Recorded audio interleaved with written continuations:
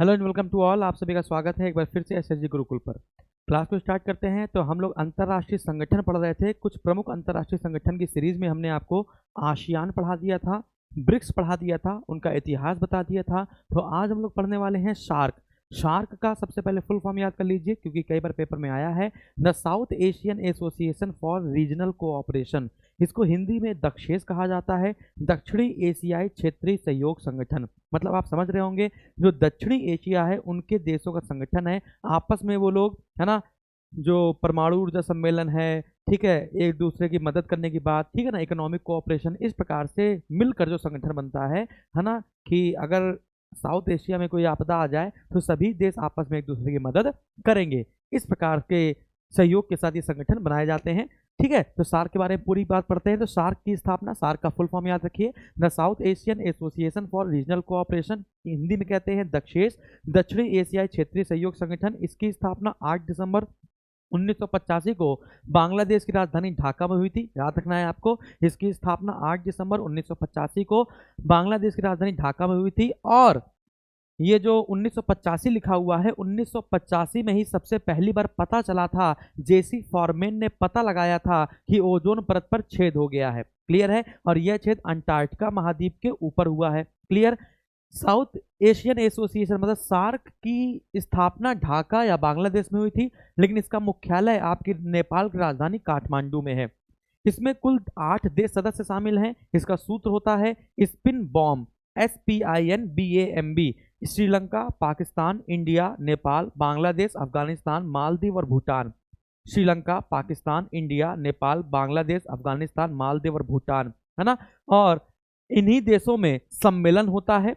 कुछ समय के बाद 1 साल में, 2 साल में, 4 साल में सम्मेलन होता है। लेकिन अफगानिस्तान एकमात्र ऐसा देश है, अफगानिस्तान एकमात्र ऐसा देश है जिसमें अभी तक कोई भी सम्मेलन नहीं हुआ। अफगानिस्तान एकमात्र ऐसा देश है जिसमें कोई भी सम्मेलन नहीं हुआ, और ना ही अफगानिस्तान का कोई व्यक्ति अभी तक सेक्रेटरी जनरल मतलब महासचिव सार्क में बना है।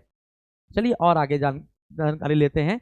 अगला, अगर हम लोग श्रीलंका, यही 8 देश देख लें, जैसे श्रीलंका, पाकिस्तान, इंडिया, नेपाल, बांग्लादेश, अफगानिस्तान, मालदीव और भूटान। श्रीलंका की राजधानी श्री जयवर्धनेपुर और कोलंबो है। इसकी जो करेंसी है वो है रुपया। पाकिस्तान की राजधानी इस्लामाबाद है, इसकी करेंसी भी रुपया है। इंडिया की राजधानी नई दिल्ली है, इसकी करेंसी भी रुपया है।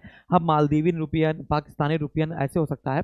नेपाल की राजधानी काठमांडू, इसकी मुद्रा भी रुपया है। बांग्लादेश की राजधानी ढाका, इसकी मुद्रा टका है। अफगानिस्तान की मुद्रा काबुल, और यहाँ पे अफगानी रुपया चलता है। मालदीव की राजधानी है माले, यहाँ पर भी रुपया या रुपया चलता है।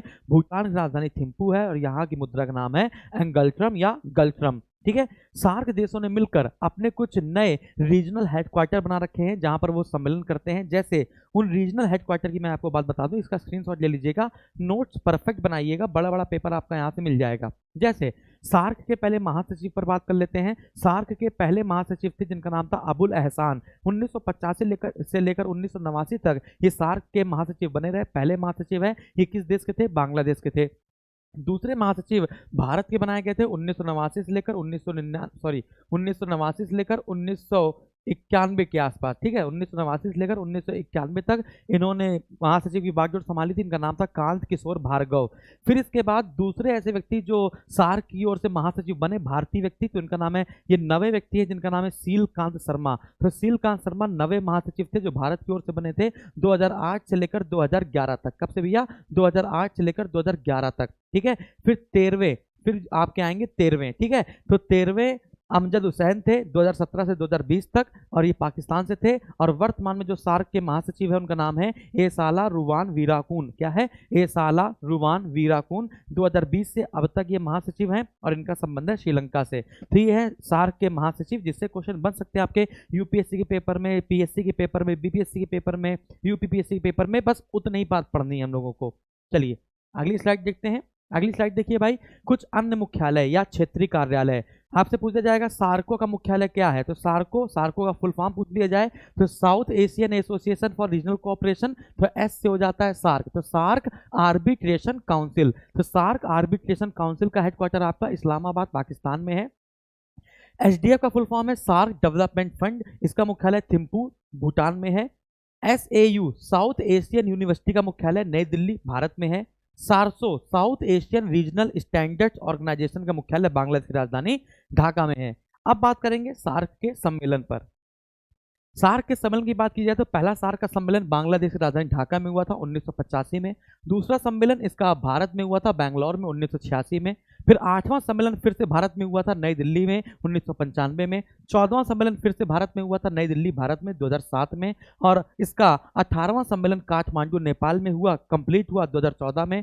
फिर 19वां सम्मेलन इस्लामाबाद पाकिस्तान में होना था 2016 में, लेकिन उरी अटैक हो गया तो ये जो सम्मेलन था रद्द हो गया। और रद्द होने के बाद अभी तक सार्क की कोई बैठक नहीं हुई है। मैंने बताया अफगानिस्तान एक ऐसा देश है जिसका ना तो कोई महासचिव बना है और ना तो कभी यहाँ पर कोई बैठक या सम्मेलन हुई है। तो ये थी पूरी सार्क की कहानी। आपने 5 से 6 मिनट में पूरा सार्क देख लिया होगा, इसको नोट कर लीजिएगा। जितने भी मैं संगठन पढ़ा रहा हूँ वन बाय वन करके, उनका इतिहास भी बता रहा हूँ। ये आपके यूपीएससी या सिविल सर्विसेज में काम बहुत आने वाले हैं। इसी को बस करंट अफेयर से जोड़कर आगे क्वेश्चन पूछे जाएंगे कि केवल एक सही है, केवल दो सही है, ना तो एक ना तो दो, है ना, इस प्रकार से ऑप्शन में रहते हैं। तो थैंक यू वेरी मच। अभी तक आपने एसएसजी कोचिंग का ऐप डाउनलोड नहीं किया तो फटाफट इसको डाउनलोड कर लीजिएगा और आप हमारे लाइव कोर्स और वीडियो कोर्स को एंजॉय कर सकते हैं।